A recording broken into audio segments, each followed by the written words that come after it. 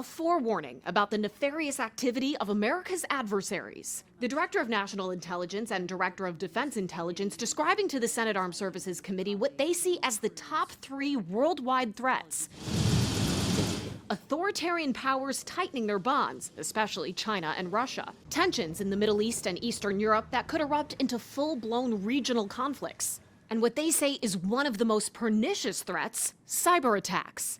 We have seen a massive increase in the number of ransomware attacks globally in the last year, which went up as much as 74% in 2023. American entities, especially healthcare systems, are currently the biggest targets. The recent United Health hack disrupted payment and claim systems nationwide.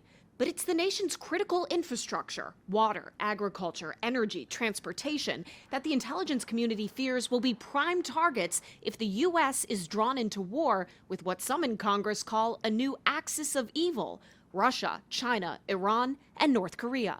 What we see is both China and Russia effectively trying to pre-position themselves in ways that would allow them to conduct those kinds of attacks. Russia and China have denied involvement in cyber attacks. Intelligence officials say the first line of defense is private companies locking their digital door, so to speak. In fact, they say in virtually every attack on U.S. infrastructure, hackers took advantage of unnecessary vulnerabilities. And sometimes it's as simple as a weak password.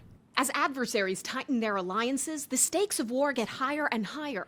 Basically, if we were to have a conflict with one, the chances are we would have a second front. Officials are convinced that what the U.S. does now to prepare will determine its ability to respond to attacks, cyber or otherwise, in the not-too-distant future. On Capitol Hill, I'm Atrel Nishar reporting.